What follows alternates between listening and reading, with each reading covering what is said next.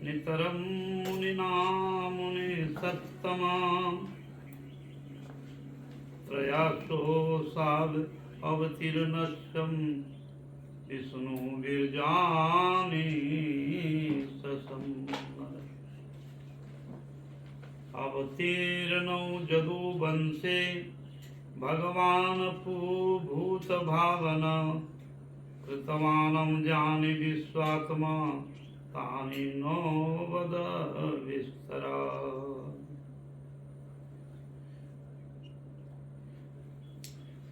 राजा परीक्षित 7 दिन कथा सुनते हैं। जिनमें जब सूर्यवंशीय चंद्रवंशियों की कथा है, तो जब सूर्यवंशियों की कथा परंपरा में सुनते सुनते 10वें स्कंद में कह रहे हैं कि आपने तो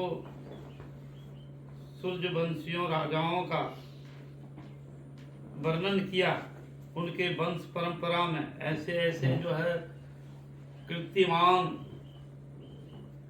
महारथी महापुरुष का आपने जस कीर्तन किया, किंतु चंद्रवंशीय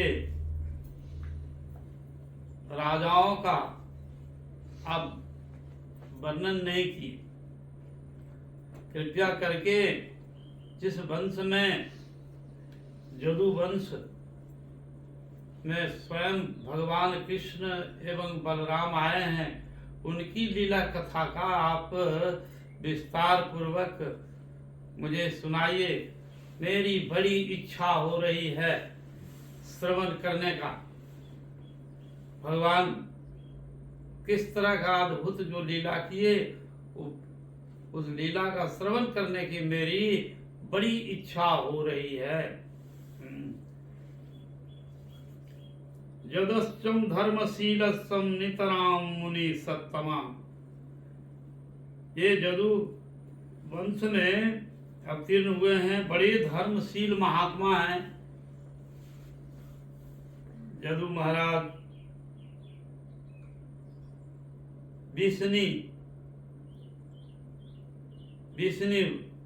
विरजानि समम और विष्णु वंश में अवतीर्ण हुए हैं भगवान। उनकी जस कीर्ति आप कृपया करके मुझे सुनाइए।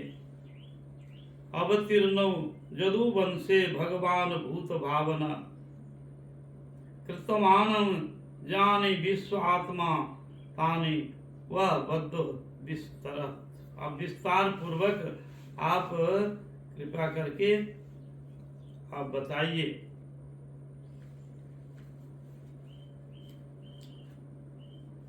सुखदेव गोस्वामी जी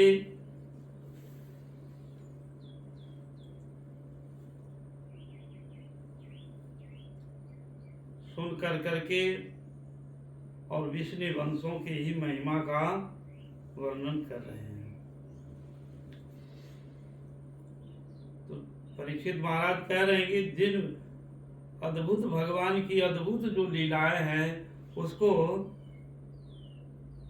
श्रवण करके बड़े बड़े मुक्त पुरुष लोग उस लीला का कीर्तन करते हुए विचरण करते हैं।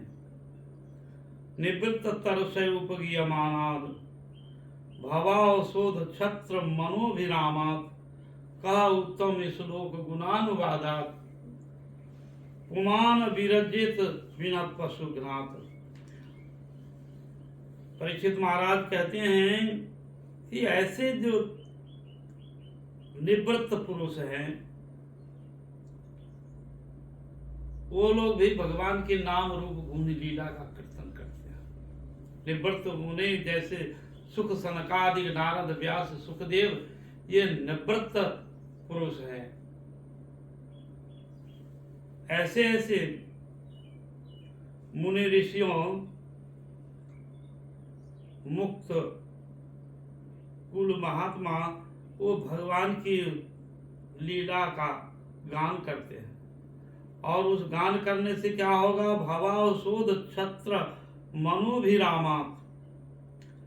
भगवान की नाम रूप गुण लीला कथा का भव औषधि है। कथा सुनने से ही उनके भव रोग दूर हो जाएगा। भवो औषध है, ये भव संसार में औषधि रूप है कथा।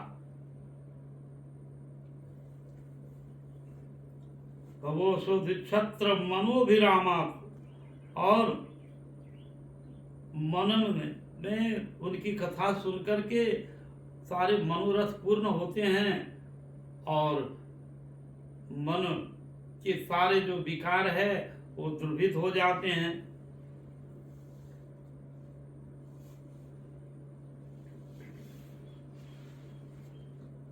मनोभिरामात्, ऐसे मनोरम कथा है जिस कथा को श्रवण करने के लिए बड़े बड़े मुनि ऋषि लोग जाते हैं। का उत्तम श्लोक गुणानुवादम, और ऐसे उत्तम पुरुष लोग भगवान के नाम रूप गुणा अनुवाद कीर्तन करते रहते हैं। पुनात विरज्य, तो कौन ऐसा होगा व्याध जो होगा वही भगवान की कथा नहीं सुन सकता है। पुमान विरजित, ऐसे जो पुनित भगवान की परम पवित्र कथा है उसको, उससे विरक्त अर्थात विमुख कौन होगा? वो वही होगा जो व्याध है। जो जंगलों में व्याध जो है वो प्राणियों को वध करते हैं, निर्दय निष्ठुर व्याध होंगे, वही लोग नहीं सुन सकता है, बाकी तो सब सुनेगा ही भगवान की कथा। बिना पशु घात, पशु को घात करने वाला व्यक्ति भी वही ये सब कथा से विरज होता है। ओ मेरे पितामह में समरे अमर जस, हमारे पितामह राजा परीक्षित कह रहे हैं, हमारे पितामह अर्जुन महाभारत युद्ध में ये समर रूपी समुद्र है, बड़े बड़े योद्धा रथ महारथी है, समुद्र है, और उसमें समुद्र में भी पार करना बड़ा मुश्किल है, तो वो सैन्य समुद्र है। कुरुक्षेत्र में सैन्य समुद्र है और उसमें बड़े बड़े तिमिंगल मछलियां हैं। उस समुद्र में उसको तुलना कर रहे हैं, ये सैन्य जो है समुद्र, उसमें से बड़े बड़े जो है मछलियां हैं समुद्र में, तिमिंगल मछलियां इतना बृहद है कि बड़े बड़े जहाज को यदि पूंछ से उलट देंगे, बड़े से बड़े जहाज है वो उसको अपने पूंछ से ही उलट देगी, इतना बड़ा है तिमिंगल मछली। अर्थात वो तिमिंगल मछलियां कौन है? तो कहते हैं भीष्म, द्रोण, कर्ण, भीष्म पितामह, द्रोणाचार्य, कृपाचार्य और कर्ण, ऐसे ऐसे महारथी थे। इस महारथियों को तो वो पार करना बहुत दुर्गम था, बहुत दुष्कर था, पार नहीं हो सकता। हाँ, जहाँ भीष्म पितामह है जिनकी स्वयं इच्छा मृत्यु है और ऐसे वरदान प्राप्त किए हैं वो कि जब तक जो है वो अस्त्र रहेगा हाथों में, अस्त्र शस्त्र तीर धनुष, तो उनको कोई भी मार नहीं सकता है। हाँ, कोई उनको पराजय नहीं कर सकते, परास्त नहीं कर सकते। ऐसे ऐसे भीष्म, द्रोण जैसे व्यक्ति, हाँ, कर्ण, दुर्योधन, दुशासन, ऐसे ऐसे। तो महारथियों को पार करना बड़ा ही असंभव था। तो पितामह में समरे अमजस व्रता अतिरम तिमिंगिलई। तो समुद्र को पार करना बड़ा असंभव है, किंतु दुरत्ययम कौरव सैन्य सागर, ये कौरव का जो सैन्य सागर है वो दुरत्य, इसको पार करना बड़ा मुश्किल। कृतवानम वत्स पदम समाजत पल्लवा। तो ऐसे हमारे पितामह अर्जुन, जिनकी कृपा से ये सैन्य समुद्र पार हो गए, अर्थात कृष्ण और बलराम की कृपा से वो ये सैन्य समुद्र को पार कर गए। कैसे पार किए? तो कहते हैं कि बछड़े का खूर होता है, और खूर में जितना पानी गड्ढा होता है उसमें से पानी होता है। बछड़े के खूर में, गड्ढे में पानी होगा, वैसे ही अनायास पार हो गए। तो कृष्ण और बलराम की कृपा से, कृष्ण की कृपा से वो जैसा पार करना समुद्र कैसा लगा, वत्स, तो कहते हैं कृतव आनंद वत्स पदम, बछड़े का पैर खूर के बराबर पार होने अनायास होता है। ऐसे ही हमारे पितामह अर्जुन पार हो गए, जिनकी कृपा प्रसाद से, कृष्ण की कृपा से। और ये भव समुद्र का तो वत्स पदम समहा जत पल्लवम, और इस तरह का द्रोण अस्त्र विपुल मिष्टमिदम मदंगा संतान बीजम कुरु पांडवानम। द्रोणास्त्र विरूप और उसको पार कर गए, और अंतिम में द्रोणस्य विपुल पिष्टम मदंक संतान बीजम कुरु पांडवाना। और जबकि ऐसे संकट विपद में आए तो कह रहे हैं कि कुरु और पांडवों में युद्ध समाप्त हो गया, अब केवल जो है और दुर्योधन बचा हुआ है, वो भी भीम के गदा से जंगा टूट गया है, और उसकी दर्द और पीड़ा शरीर का, बॉडी से, पेन से वो अब तड़प रहा है, अब मृत्यु, प्राण निकलने वाला है। उसी समय द्रोणास्त्र माने द्रोण के पुत्र, द्रोणाचार्य के पुत्र अश्वत्थामा ने कहा गया, मित्र तुम्हारा अंतिम इच्छा क्या है, हम पूर्ण करते हैं। तो कह अब दुर्योधन कहता, अब क्या अंतिम इच्छा पूर्ण होगा, अब क्या होगा, अब तो सब सैन्य, सब बड़े बड़े सब चले गए, और मेरे कुछ नहीं, मेरा जंगा टूट गया, अब क्या होगा तुमने कर। नहीं मित्र, अभी भी बोलो, मैं तुम्हारा इच्छाओं को पूर्ण करते हैं। तो बोले ठीक है, तुम बोलते हो तो जाओ 5 पांडवों का मस्तक ले आओ, तो मैं उसको पाकर करके और शांति से मैं मरूंगा। हाँ, मैं शांति से मरूंगा, ला दोगे? बोले हाँ मित्र, जरूर ला दूंगा। बस द्रोणाचार्य का पुत्र अश्वत्थामा गया और रातों रात शिव जी का आराधना किया, शिव जी का। अश्वत्थामा थामेश्वर महादेव है कुरुक्षेत्र में, थामेश्वर महादेव, कुरुक्षेत्र में है।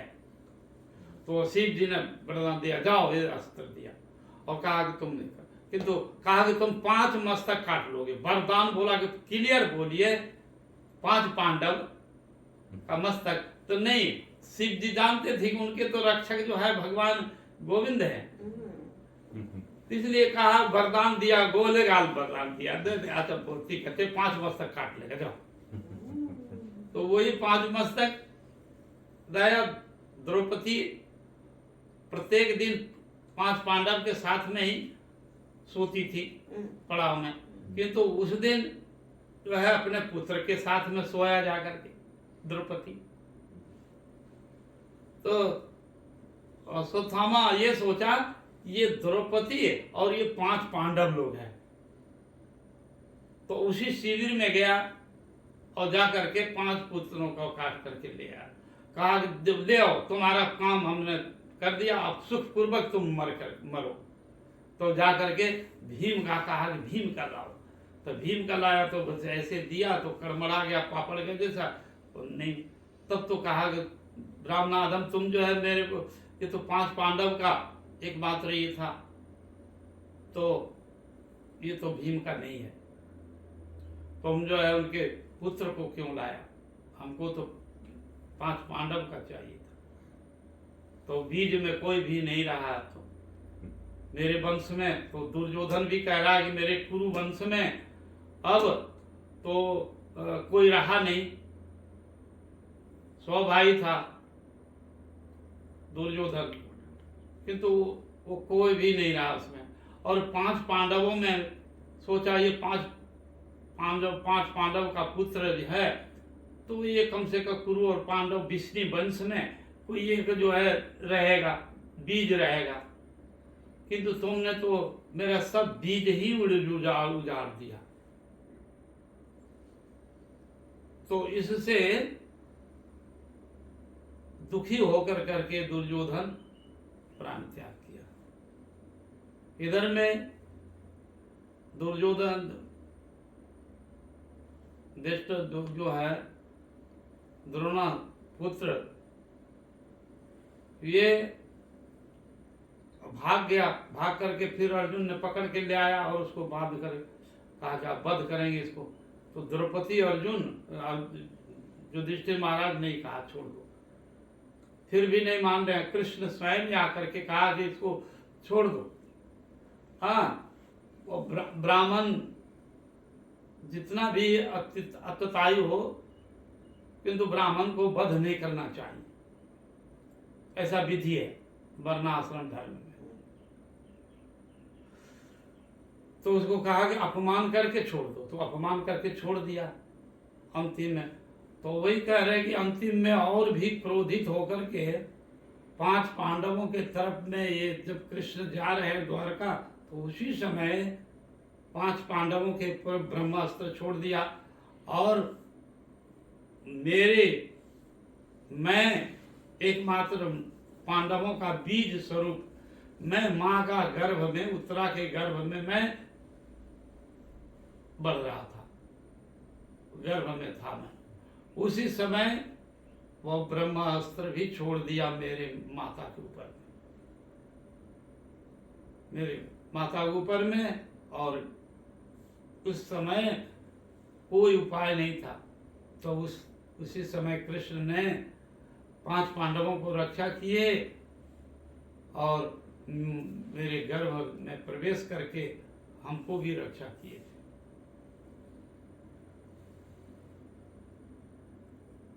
द्रोणस्त्रविष्टपूर्णिदं मदंगा संतान बीजम कुरु पांडवानाम, और मैं ही एकमात्र जो है कुरु और पांडवों में संतान में, पुत्र का बीज स्वरूप में था, माँ का गर्भ में, उत्तरा के गर्भ में। तो कृतवान संतान बीजम कुरु पांडवानाम, और कुरु और पांडवों में ही एकमात्र था। उसमें भी जुगपो कुछ गता आत चक्रन, और उसमें मैं कोख में था, गर्भ में था, उस समय वो मुझे जो है आर्त चक्र, अब मेरी माता उस समय अपने रक्षा के लिए आर्त चक्र, आर्त स्वर से अब कृष्ण से प्रार्थना कर रहे हैं, हे कृष्ण हमको बचा दो आप। क्यों बचना चाहती है? कि मैं अपने प्राण के लिए बचना नहीं चाहता हूं। मेरे कुरु और पांडवों में के एकमात्र बीज जो है मेरे गर्भ में है। राधे राधे। हाँ, तो उसको आप रक्षा कर दो। पांडवों के नाथ हैं आप, तो रक्षा कर दो। तो जुगुपो कुछ गता आत चक्रो मातश्चमे जह शरणं गताय। और उस समय कोई उपाय नहीं देकर मेरी माता हे कृष्ण बोलते हुए मेरी माता शरणं गता, कृष्ण के शरण में गए। कृष्ण ने उसे सुदर्शन चक्र और जो धारी भगवान वो गर्भ में जाकर उसको रक्षा किया।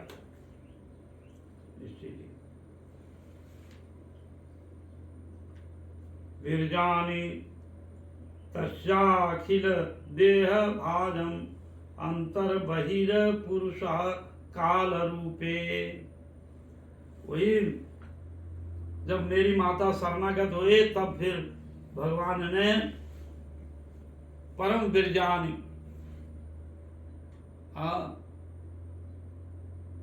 सर्वशक्तिमान भगवान उसको तस्याखिल देह भाजम, निखिल प्राणियों का ही ये करते हैं। राधे राधे। अखिल प्राणियों को जो रक्षा करते हैं वही अखिलेश्वर जो भगवान हमको रक्षा किए थे। तस्या अखिल देह भाजम अंतर बहिर, अंतर और बाहर भीतर, दोनों भीतर में है, बाहर भीतर भगवान कहाँ नहीं है, अंतर बाहर भीतर। तभी तो कहते हैं कि भगवान मेरे माता के कोख में जाकर भी वहां पर भी रक्षा किए थे। पुरुष काल रूपे, वह पुरुष जो है काल रूप में है। सभी के काल का काल ही है भगवान, वो काल के काल है। जिससे प्रभा प्रभवतो जगदंड कोटि कोटि विशेष वसुधादि भिन्नम तद ब्रह्म निष्कलम अनंत अशेष गोविंदादि पुरुषम तमहं भजामि। या गोविंद तो अंतर और बाहर है। पुरुषों के काल रूप में, काल कौन है? ये जम है, एक काल जम रूप में है। तो काल ही कृष्ण है। हाँ, काल है, और उस काल के भी काल है ले गया। और एक भौमा पुरुष है इस संसार में, तो जमलोक से काल जो है वो भी काल रूप है, किंतु उससे भी ऊपर एक काल है।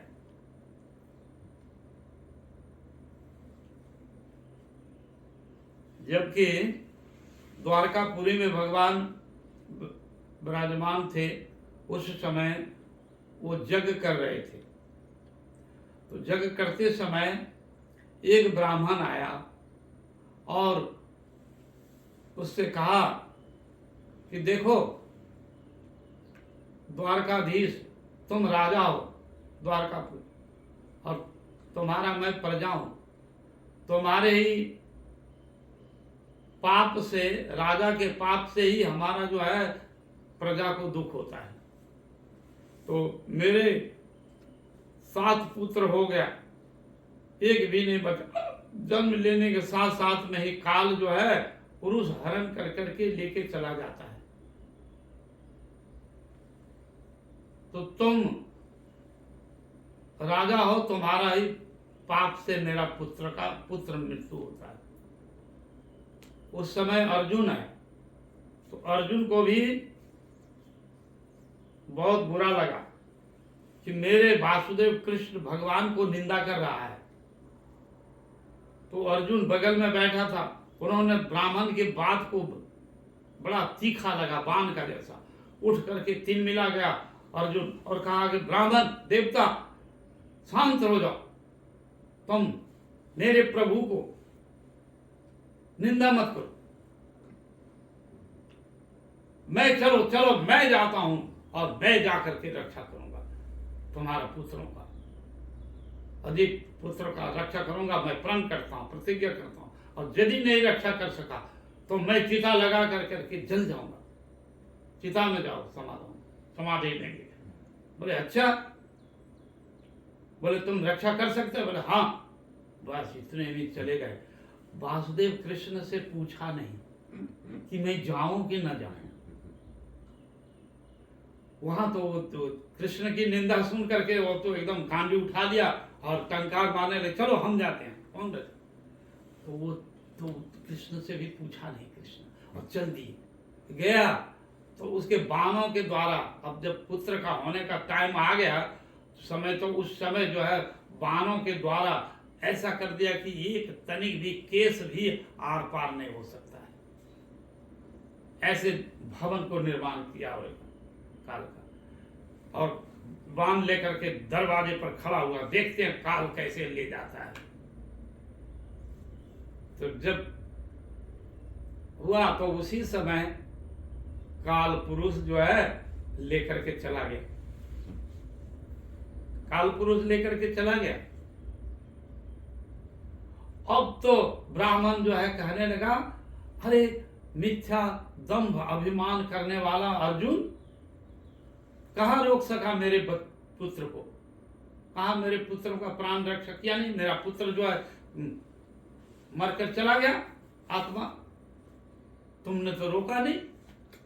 तुम झूठ मूठ का तुम जो है ढोंग रखता है, कहा हम ये कर देंगे, हेन कर देंगे, तेन कर देंगे, कुछ भी नहीं तुम्हारा, तुम एकदम जो है बेकार का आदमी हो। इतनी बात सुनने के साथ साथ में तो अर्जुन को वज्र पड़ गया, अरे ये क्या हो गया। अर्जुन तुरंत चिता लगाया, और चिता लगा करके वो अपना जो है चिता पर बैठ गया। अब अग्नि समाधि लेगा। इधर में भगवान वासुदेव कृष्ण आया देखने के लिए कि अर्जुन ब्राह्मण का पुत्र को रक्षा नहीं किया, इसलिए चिता में समाधि लगा दिया। स्वयं भगवान कृष्ण आए और कहा कि सखा अर्जुन, अरे रुको रुको रुको रुको रुको, तुम रुक जाओ, कोई बात नहीं है, मैं जहां भी होगा वो पुत्र, ब्राह्मण पुत्र को मैं लाऊंगा, आओ चलो मेरे साथ। तो फिर चिता से उतर कर करके कृष्ण ने कहा कि रथ पर बैठो और चलो। तब फिर रथ पर बैठ कर करके गया। तो वो नरक में गया जम महाराज के पास। जम महाराज कहा मैं तो ब्राह्मण पुत्र को नहीं लाया हूं। फिर वो एक काल है, उससे भी काल है, ये भौम पुरुष है, भौम पुरुष। वो भौम पुरुष के पास में गया। कृष्ण जब गए तो वो भौमा पुरुष वो तो कृष्ण के चरण में लोटपोट करने लगे।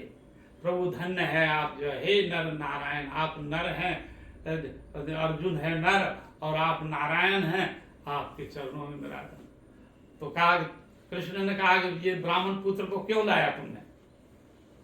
तो कहा कि प्रभु मेरी बहुत इच्छा हो रही थी कि आपका चरण धूली ये भौम जगत में पड़े, मैं इसीलिए लाया। मैं तो आपके अधीन हूं और आपका है, तो मैं अर्जुन को परास्त करना था, ये भी नहीं था मेरी लक्ष्य। मेरा इतना ही लक्ष्य था कि द्वारकाधीश प्रभु का चरण धूली मेरे भौम जगत में पधारेंगे, उनका दर्शन करने की मेरी बड़ी लालसा थी। प्रभु आपका दर्शन हो गया, आप करें मैं इस पुत्र को लाया हूं, आप पुत्र ले जाइए। तब कृष्ण को दे दिया, लौटा दिया, चले गए। तो देखो वो काल के भी काल हैं, हाँ?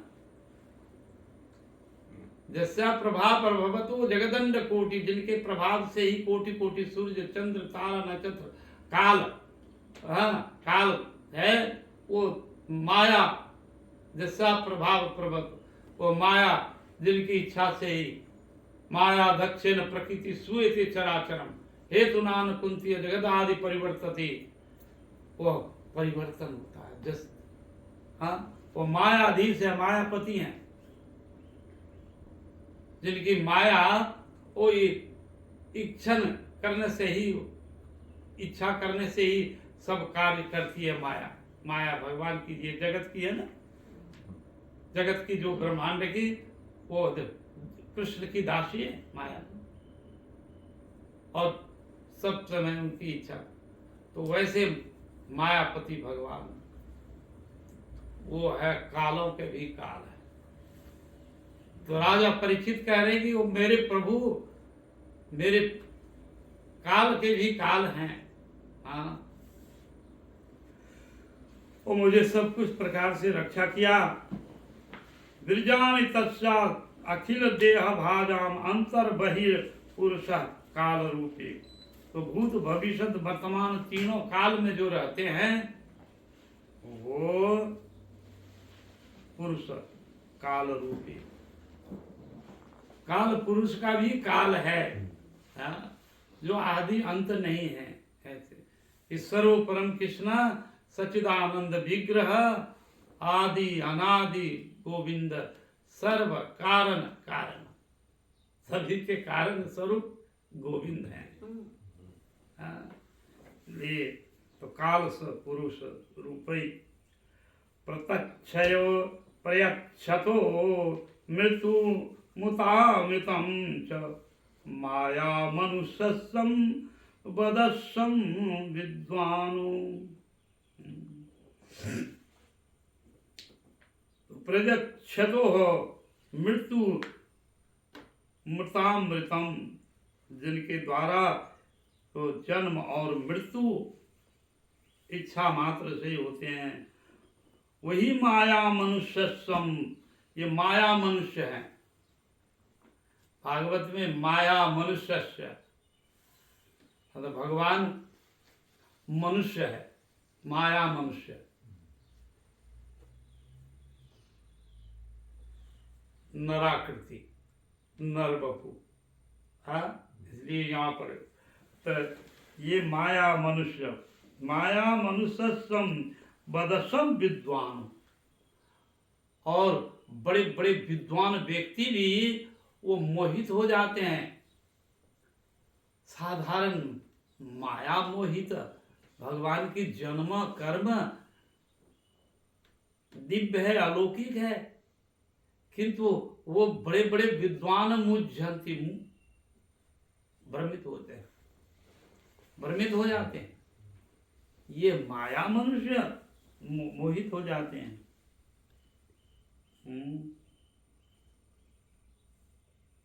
तो माया मनुष्य भगवान की जो नित्य स्वरूप है वो नराकृति। तो माया नर बपू ताहार स्वरूप। कृष्ण ने जतक खेला सर्वोत्तम नर लीला, नर बपू ताहार स्वरूप। नर बपू ही भगवान का वास्तविक स्वरूप है, और उनसे ही वो सब जो है नारायण हम सृष्टिकर्ता, कारण दशाई गर्भ दशाई नारायण और मत्स्य कूर्म बराह जितने सब जो है उनसे ही हैं। किंतु अपने प्रभु जो है दो भुज है और साधारण जन्म लीला करते हैं। तो माता पिता, जैसे मनुष्य माता पिता से ही औरत से जन्म लेता है, वैसे नरवत लीला कर रहे हैं। हाँ, किंतु वास्तविक स्वरूप भगवान का वही है, दो भुज श्याम सुंदर। और वो जन्म कर्म जो है दिव्य है। जन्म कर्म च मेद्यम जो व्यक्ति तत्ततः तत्वा देहम पुनाति स्व अर्जुन। तो वो भगवान की दिव्य जन्म कर्म है, अलौकिक है, तो जन्म ग्रहण करते हैं। इसलिए माया मोहित जीव जो है वो कहते हैं कृष्ण भी माया मनुष्यम, ये माया में वो भी तो जन्म लिए है, कृष्ण भी तो जन्म लिए है, रामचंद्र भी तो जन्म लिए है, ये तो साधारण माइक ब्रह्म है। वो शुद्ध पूर्ण ब्रह्म जो है, वो शुद्ध ब्रह्म, वो तो निराकार है, ज्योतिमय है, उसका ब्रह्म का जन्म नहीं होता है।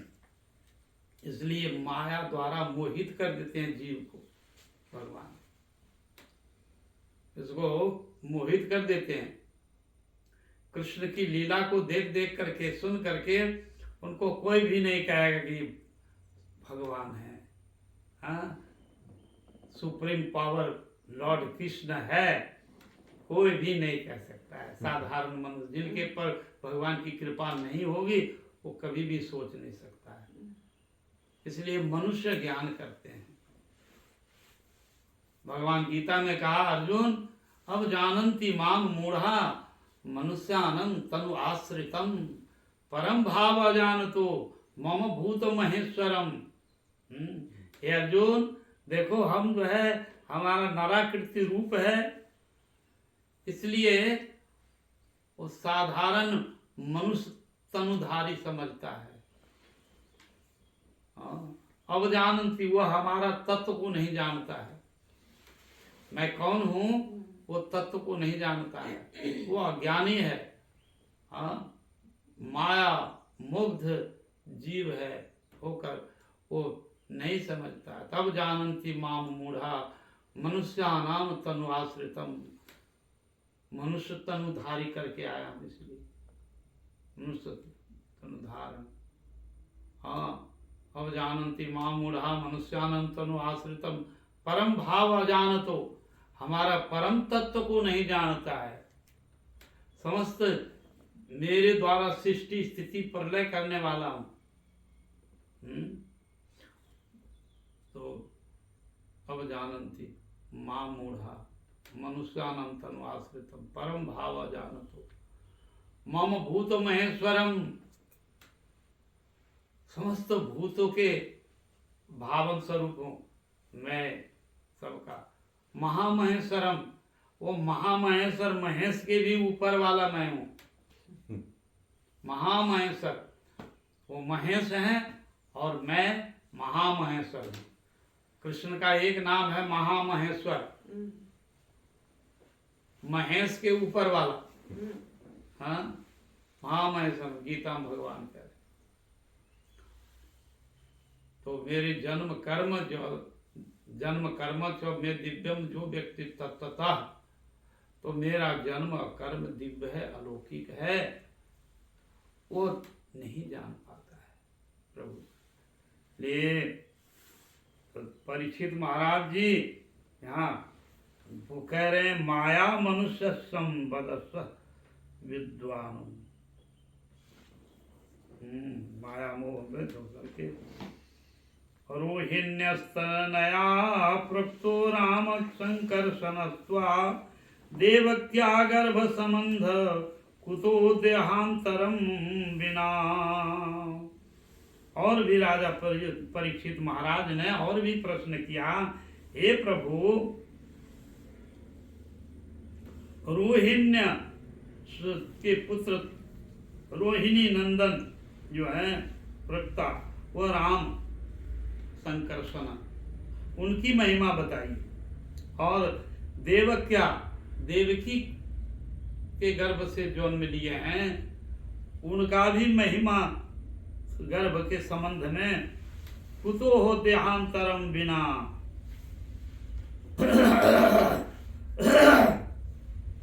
तो विस्तार करके भगवान की कथा कहिए।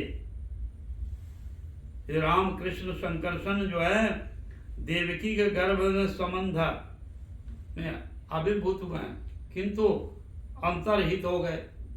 ये भी रहस्य आप बताइए क्यों? कुतो देहांतरम बिना, और देहांतर गर्भ से ही कहाँ अंतर ध्यान हो गए, वो भी तत्व हमको बताइए। तो देवकी के गर्भ में वो 6 पुत्र आए, तो 6 पुत्र जन्म हुआ और कंस को दिया, कंस ने हाथ से मारा गया। 7वें पुत्र स्वयं कौन है? तो धाम स्वरूप हैं बलराम जी, धाम स्वरूप। तो धाम स्वरूप में पहले देवकी के गर्भ में आए, अर्थात धाम के स्वरूप में तब न बैठ वहां विराजेंगे भगवान।